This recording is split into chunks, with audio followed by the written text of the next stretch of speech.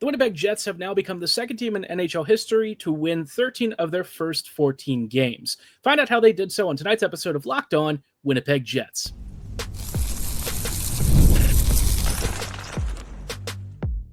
You're Locked On the Hockey Jets, your daily podcast on the Winnipeg Jets, part of the Locked On Podcast Network, your team every day. Hey friends, and welcome to tonight's episode of Locked On Winnipeg Jets, part of the Locked On Podcast Network, your team every day. I'm your host, Harrison Lee, an avid Winnipeg Jets fan and an online blogger. You can follow me on Twitter at HLivingLoco and at LO_Winnipeg Jets. Thanks for making Locked On Jets your first listen of the day every day. If you like what you're hearing, be sure to like, follow, and subscribe on all of your favorite podcasting platforms and YouTube. Doing so, of course, is always free of charge and ensures you never miss another episode. But most of all, we just love and appreciate your support, especially as the Jets continue their march towards what appears to be a certain lock for the playoffs. Obviously, it's very early in November, so I don't want to say that it's definitely going to happen, but all signs seems to be pointing to the Jets having a pretty firm playoff appearance. They'd have to really blow a tire in the worst way at this point to actually miss. So, a great start to the year. And tonight's game against the Colorado Avalanche was a rather intense experience. It was, a very hard-fought game, one in which the Jets scraped out a 1-0 shutout victory. And I'll be honest, Connor Hellebuyck was kind of the star for this one. Winnipeg, got an early lead, and then, it was a pretty dicey affair. But we'll chat about that in a little bit more detail just in a moment here. But before we go any further, just wanted to let you know that you can start the season with a big return on FanDuel. New customers can place a $5 bet, and you'll get started with $150 in bonus bets if you win that first bet. Visit FanDuel.com to get started. Now, like I said, this Jets game kind of felt like a tale of two halves. The first half, Winnipeg immediately within like the first 66 or 68 seconds scored a great give and go from Scheifele to Velarde.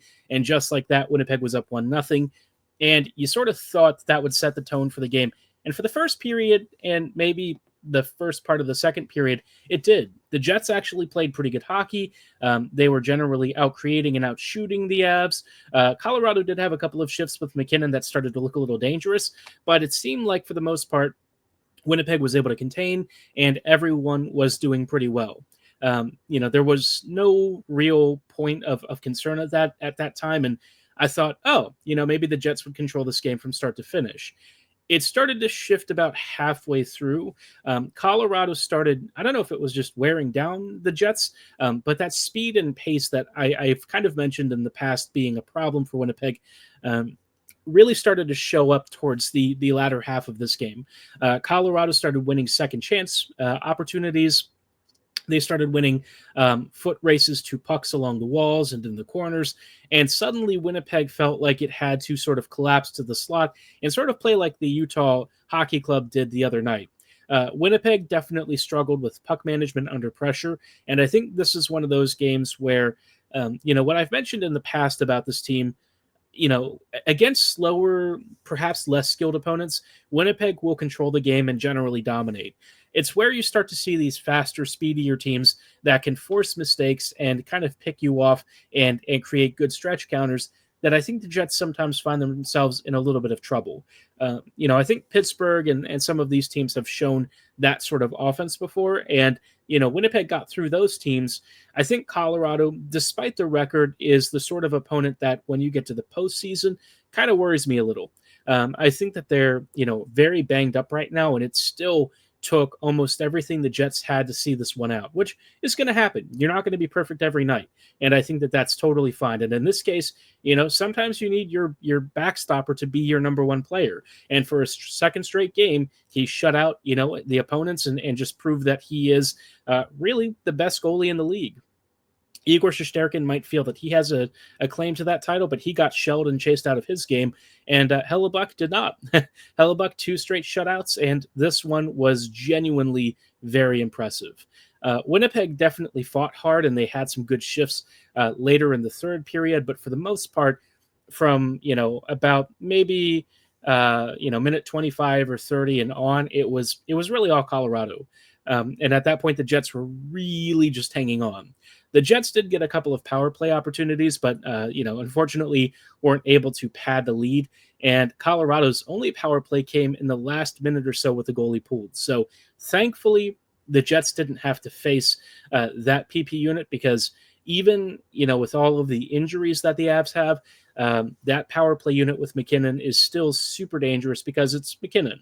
And then you factor in Rantanen, Makar, guys like that. It is a tough opponent. And I think if you see this team in an alternate timeline where they're actually healthy, they've got pretty much everyone on the roster up and running and up to speed. I don't know that Winnipeg survives this game, which is fine. You're going to lose games like this, and I don't think that that's a problem. But I think we kind of saw some stuff that I've alluded to in the past with this team, where I think stylistically the Jets still have some work to do before they get to the postseason, and that's why it's only 14 games into the start of the year. But with all that said, the Jets are 13-1-0, and they have really fought hard to earn this record. This is an incredible achievement. It's only been done twice in NHL history, Winnipeg being the second team. I think Ottawa 07-08, it was said, was the first team. And, the team just deserves a ton of credit for it. It was a very hard-fought game to get to this record. The hard-fought, stretch has also included previous outings. And so sometimes I think even when you play a not perfect game, what I think, I've kind of come to this conclusion where I'm like, you deserve to have an off night once in a while. Sure, it may suggest some things for the future that the Jets will want to work on. But for the most part, you still got to play the games. You still got to get those wins. Even if it's not a Picasso, you got to get it across the finish line, and the Jets absolutely did. You had some heroic plays in this game from Hellebuyck. You had a big save from Pionk at some point. Morrissey made a great stop on a 2-on-1 later in the game. So, the Jets had a couple of guys really step up in this one. And of course, he had that big goal from Velarde to start the game and ended up being the game winner. So a really impressive streak. No matter how the Jets got here, whether it was on special teams or the goaltending or even strength offense, no matter how you get to a 13-1 record, it's always impressive. It just means that something truly special is happening with your team, even if there's some stuff that says, hey, it's not going to be sustainable long term. That's all right. You sometimes just have to enjoy the ride, and I think that that's where I've been with this ride. But the Jets have recently started turning it up and looking more like a really good team all around. So again, I think you're allowed to have an off night. And even for an off night, it wasn't like they weren't competitive. I think they just faced up against a really fast, skilled team that, even when it's injured, is the kind of style that has given Winnipeg trouble in the past.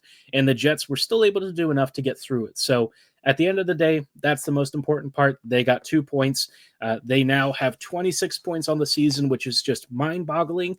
If you went 500 the rest of the way, 94 points at the end of the season, did not think you would ever see something like this. And with how the Jets have been, and the fact that their next opponent is going to be Dallas, which is an opponent that I think the Jets, quite frankly, could match up well against, it's going to be an interesting one. The Jets have a real chance to have almost 30 points before, midway through November, which is just insane. Never thought that would be possible. No Jets team before has ever come this far. And even if they don't cross that bridge next week, I mean, like the 30-point bridge, it's pretty incredible that they're even anywhere close. No one in the league is at this point. The Jets are, I think, 5 points clear of the next closest team, which would be the Panthers. And the Panthers have played as many games as the Jets have. So, any way you slice it, really impressive. The only other team that's on nearly as good of a streak as the Jets are is Carolina. They are 10-2 and, of course, have a couple of games in hand on the Jets, 8-game winning streak. And even then, assuming that they had won their next 2 games, they'd still have one more defeat than the Jets do. So overall, just a really impressive run. I'm just hoping it continues. It's been a fun experience. And yeah, 13-1-0, huh? If you had told me at the start of the season that the Jets would be at this point, just a handful of games to start the year in, I'd not have ever believed it. But, Winnipeg, they're cooking. Let's hope they can keep that home cooking up. But one guy that probably deserves a fair bit of credit for tonight's game and really for a fantastic start to the season you got to talk about Connor Hellebuyck and why he has been truly one of our most special players, and at some point will deserve a statue in my mind.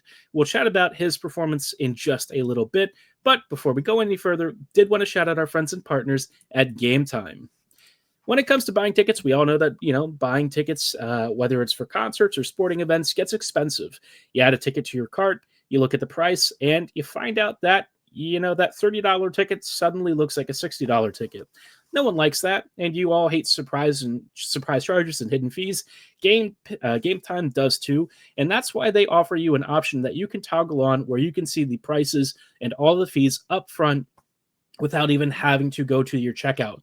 This is a super convenient feature, and they even have a brand new feature called Gametime Picks that filters out all the fluff to show you only the best deals on the hottest seats so that you're saving time and money. They always curate deals to make sure that you're finding the best seats, and they'll even show you seat views before you buy. They all come backed with their lowest price guarantee, event cancellation protection, job loss protection, and so much more. Right now, Gametime is even having an exclusive zone deal for the NHL Winter Classic event at Wrigley Field. Go to Gametime on the app to purchase tickets and get 10% off bleacher seating and 20 to 25% off on home plate area seats. Again, that is for the NHL Winter Classic event at Wrigley Field. If you want to save time and money and take the guesswork out of buying tickets, download the Gametime app, create an account, and use code LOCKEDONNHL for $20 off your first purchase. Terms apply. Again, create an account and redeem code LOCKEDONNHL for $20 off. Download Gametime today. What time is it? Gametime. While we're at it, I also did want to shout out our friends and partners at FanDuel. Get ready to tackle the NFL action with FanDuel, America's #1 sportsbook. Right now, new customers can bet $5 and get $150 in bonus bets if you win. Obviously, a lot of you have probably just been catching some of the crazy action between Baltimore and Cincinnati. What a game that was. I am still riding off the fumes of that one a little bit. It was hairy. Somehow Baltimore held through. The officiating was a mess, but at the end of the day, what a fun game all the same. The refs couldn't ruin what was a crazy, crazy game. But if you were watching this game and maybe you had a hunch in the middle of the game, you could check out the latest stats, view live play-by-play sequences, and so much more all on the same page where you were placing your bets. And of course, it's safe, secure, super easy to use, and you'll always stay informed with the latest action in whatever sport you're betting on. Just visit FanDuel.com to join today and get started. You'll join and get started with $150 in bonus bets, again, if your first $5 bet wins. That's all at FanDuel.com. Never waste a hunch and make every moment more with FanDuel, an official sportsbook partner of the NFL. Hey friends, welcome back to this episode of Locked On Winnipeg Jets, part of the Locked On Podcast Network, your team every day. Everydayers, thank you so much for rejoining us on tonight's episode as we are chatting about, obviously Winnipeg's crazy good start. It's been a heck of a run to 13 wins already. First team in the league to do it. And amidst that, the Jets also have a goaltender who is the first goalie to hit 10 wins on the season. And let's be honest, Connor Hellebuyck, he is having another Vezina caliber start to the year. This is usually the time of year where he starts getting into a groove. We've never really seen Hellebuyck already dialed in to start a season, but Helly hasn't really seemed to have slowed down from last year. He's just ready to go. He's already got a .932 save percentage and a .191 goals against average. I don't really look at goals against average because that's more of like a team stat than anything. The save percentage and stuff is more of an important look for me. But, compared to most goalies around the league, no one is really on Hellebuyck's level right now. There's a few guys who are on really big hot streaks, but I think as we start going throughout the rest of the season and we start to see the long-term kind of set in, the goaltending situation is going to reveal that Connor Hellebuyck remains the top performer. He's been on fire to start the season. He's currently the leader in goals against average. He's the leader in save percentage, and he's the leader in shutouts with 3, the third one coming tonight. And, no one's tied with him for that, which is great. So I just really have come away feeling like he's been amazing. The only other goalie who's got a similar save percentage is Lucas Dostal for the Anaheim Ducks. Dostal seems like he's going to be pretty good for them long term. But, given it's the Ducks, it's hard to be particularly excited winning games while you're in Anaheim. He's only got 4 wins anyways, which is really not a reflection on him. Anaheim's just not that good, for being honest. They're kind of tanking for a reason. But what I think has always stood out for Helly for me is that he's a model of consistency in a way that very few goalies are. You look at the last several seasons of his career, and he's just been one of the greatest goalies to have ever played this game, year in and year out. You look all the way back to his rookie year. He started off that first season, 26 games, rocking a 918. The lowest save percentage he has ever had was in his second season at a 907. And then ever since then, he's at least been at a 910 or better. It's really hard to find goalies like that. If you look around the league this year, goaltending, I think the goaltending average is like the save percentage average is like a 907 or maybe even a little bit worse. Goaltending, especially premium into league goaltending, has never been harder to find. You get some guys who have really big hot streaks, but what Hellebuyck has done year in and year out, I really feel is truly special. The only goalie that I can think of in recent memory, there's maybe actually 2 of them in the past, couple of seasons or maybe in the last 10 years that I think have had a similar record of excellence and consistency. One, of course, is going to be Henrik Lundqvist, who I always reference. He is one of the all-time greats. He didn't get a cup ring, but you look at his performance almost every season that he was in the league, and he was just an absolute beast for the Rangers. He probably dragged that team kicking and screaming into the postseason more than I realized, because at the time I didn't really look at underlying metrics and stuff, and the advanced statistics community was pretty nascent at the time. So, a lot of that data wasn't public, but I think if you look back at how the Rangers were built and how much Lundqvist probably had to do behind that defense, he may have been an even more special talent than people realize. And everyone already agrees he's like an amazing Hall of Famer. So that just puts in the context what Hellebuyck has done. For this team over his career, he's played behind some of the worst defenses we've ever seen, and he has still put up pretty insane numbers. I think it was, 21-22 or 20-21, where the Jets, maybe even 18-19. A couple of these years, we had guys like Joe Morrow and Ben Sherratt, a few others who certainly fought for the badge and were hard workers, but defensively, maybe left a little bit to be desired. You remember the Beaulieu years where Nate, again, kind of wore his heart on his sleeve and was always a warrior, but perhaps struggled to actually help out his goalie. And yet Hellebuyck, again, he hasn't dipped below a 910 since the second year of his career. So I think he just, to me, represents one of the truly elite franchise goalies. And I don't want to say this and make it sound like really hyperbolic or anything, but I wouldn't be shocked if Hellebuyck, for his position, is like the best player for Winnipeg that I see in my lifetime. I think most people have kind of picked up recently on just how special his talent and his performance has been over his career. But maybe the rest of the league hasn't. I know a lot of people kind of take his performance a little bit for granted because it's Hellebuyck and he's just a model of consistency, but I think it's really worth repeating that if there's a player on this team right now who I think should get a statue, it's Helly. He has been that level of player for this franchise. Almost from day one, he was fantastic.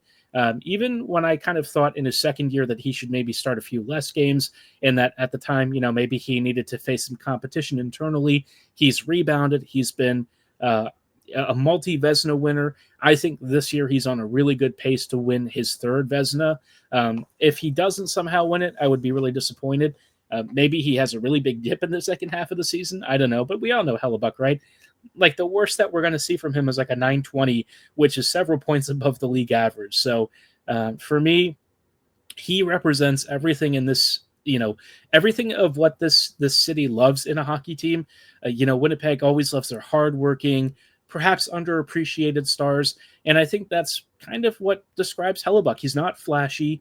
He always just seemingly has his nose to the grindstone. He'll have off games every now and then, but like the biggest sample, the largest sample of what you get from him, his overall performance, he is just truly one of the all-time great goalies that you'll ever see. I think I forgot to mention the other guy that, I think has a similar sort of track record, but doesn't really have it recently. It was John Gibson, another guy who year in and year out put up huge numbers. But Hellebuyck, out of all of them, has outlasted them. Lundqvist was already older by the time, Helly joined the league. But, between him and Gibson, it's clear that Helly has become the truly elite number one. And I just can't help but be impressed and love his career. I had a hard time trying to reconcile the fact that, when he was in his contract extensions, there was a real chance we would lose him. And I wasn't feeling it. Even though I said it might make sense to trade him if he wasn't going to sign, there was a part of me that, as a fan, was dying inside. I simply could not imagine a world where Hellebuyck was not in a Jets jersey. I've always maintained that. I'm glad that somehow, against all odds, they were able to come to an agreement. If we didn't have Hellebuyck in net, I just don't even know where this franchise would be. There are very few players where you think of the Jets and a player's face comes up immediately. For me, it will always be Hellebuyck until somebody better comes along, and I can guarantee you I probably won't be alive to see that. He truly is one of those guys where you'll retire his number one day in the banner or in the rafters on a banner ceremony. I hope he retires a Jet, and I'm just grateful that he is one of the players I've gotten to witness. Watching him, watching Laine stretch for the Jets, watching that 2014-15 team, the first time they made the playoffs, getting the chance to see Winnipeg in the 17-18 playoffs, my first games in person as a Jets fan. I'll always be grateful for those experiences. And really, it's been a blessing to be a Jets fan. But, if there's one player that I am so glad that I've gotten to watch over his career, it is Connor Hellebuyck. He truly is one of one, and Winnipeg should really, consider itself fortunate that he somehow fell to us. He truly is one of the greatest goalies I'll ever watch in my lifetime, and maybe the greatest goalie I ever see. But hey, maybe somebody crazy comes along and joins Winnipeg. But I think I have a pretty good feeling about Hellebuyck being truly one of the GOATs. But Hellebuyck may get another chance to cement an even better record this coming weekend. The Jets are going to be facing Dallas, and unless Comrie gets the start, which I'd probably be a little bit surprised if he does, I would expect Hellebuyck to be in net against the Stars. And the Stars have an interesting team. They've not nearly been as good as they were to start last year, but they still have a crazy deep roster, and this is a team that at times has given the Jets absolute fits. Maybe this year will be a different turn. Maybe Winnipeg will finally start to control the 5v5 play. We'll chat about what their lines look like and what we can expect from this team in just a little bit. Before we go any further, though, did want to shout out our friends and partners at Indeed. We're driven by the search for better, but when it comes to hiring, the best way to search for a candidate isn't to search at all. Don't search, match with Indeed. If you need to hire, you need Indeed because they help you schedule, screen, and message so you can filter out all the busy work and get to finding the best candidates faster. And 93% of employers agree that Indeed delivers not only quick results, but the highest quality matches compared to other job sites.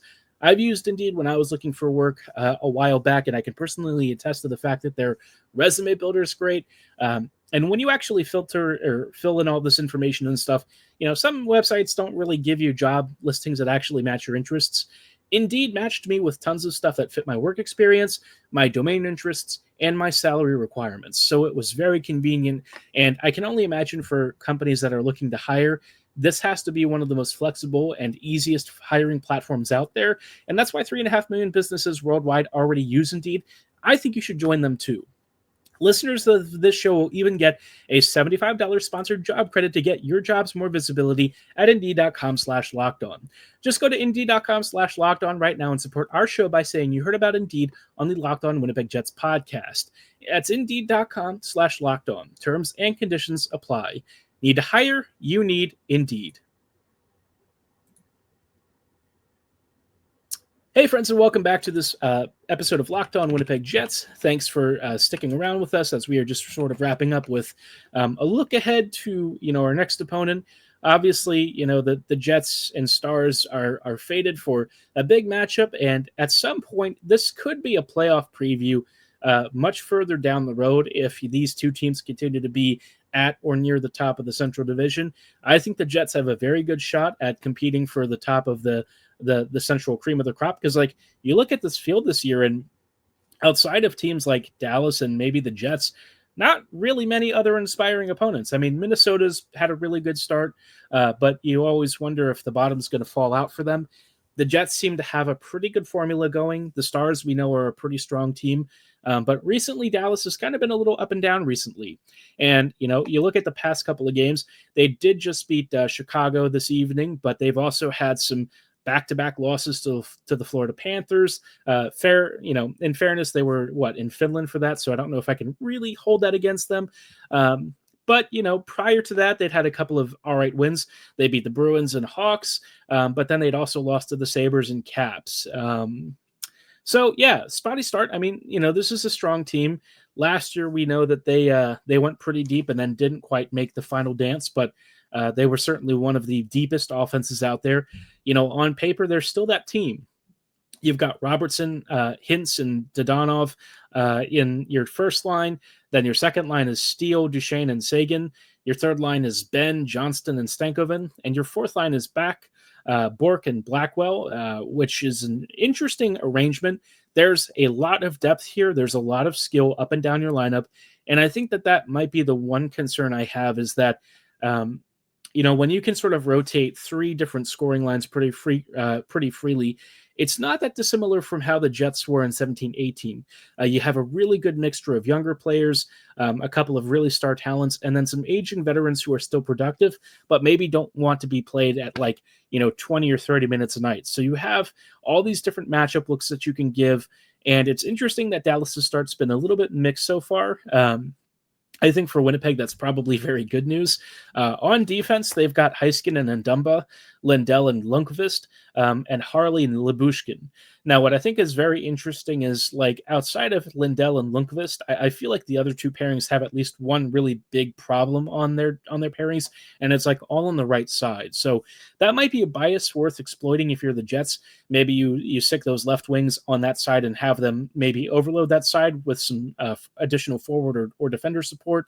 But I find it very interesting that they spent a lot of money to try to improve this defense, and I don't think they actually did. In net, of course, is Ottinger, and then you've also got DeSmith. Ottinger is kind of up and down. He can be a decent goalie. Sometimes he'll have really strong outings, but I feel like a lot of his reputation is based off of a couple of really hot streaks. And so this is a goalie that potentially, if he's in net against Winnipeg on Saturday, Winnipeg could actually get to. If they see DeSmith, same deal. I think DeSmith's a pretty decent backup, but I just feel like if I'm really worried about anything in particular, it's more just the forward matchups. I think, Colorado's performance against Winnipeg sort of shows that the Jets are still trying to figure out the best way to approach their even strength play. And where the Jets were strong, perhaps against slower opponents, those faster, speedier teams do give Winnipeg some real problems. But the Stars, I don't know if they're going to be super fast. I think they have really good one-touch passing and rapid use of quick passing and triangles and stuff, and that can be a problem against Winnipeg's perhaps slower defenders at times. But I think in this game, it's going to be a back-and-forth affair. I think it's going to be a fairly even game. I don't think it's going to be quite as one-sided as it was in the second half against Colorado for the Jets. I think Winnipeg will be trading blow for blow. I don't know if it's going to be a low-scoring affair. A lot of the Stars games have generally seen Dallas scoring, at least 3 to 4 goals. So I think it could be a tough test. We'll see. But I think if you're talking about teams that are legitimately really good playoff opponents and teams that feel like they have, some sort of a claim to being a potential Stanley Cup contender, Dallas is one of those teams.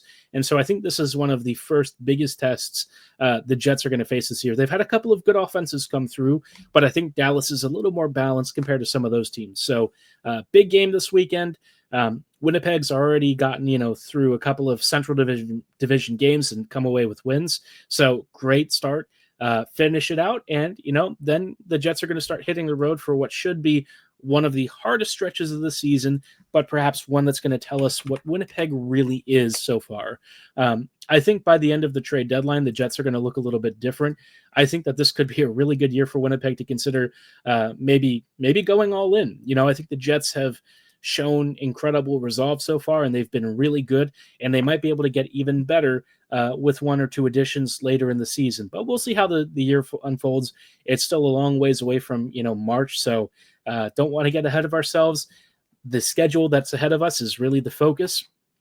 And we'll get to see our old friends, Paul Maurice, in just the following weekend after this. So a lot to get excited for. But for tonight's episode, that is going to be all the time that we have. We'll have one other episode coming out about, some prospect updates and stuff. Let you know how the kids are doing. The Jets are currently looking pretty good, but their future is looking even brighter. So we'll chat about that and follow up with some of our top young prospects later on. But for tonight's episode, that is all the time that we have. I want to thank you again so much for listening and making us your first listen of the day every day. We'll see you back here with even more Jets coverage. So, as always, thanks for listening. Have a great night, and go Jets go.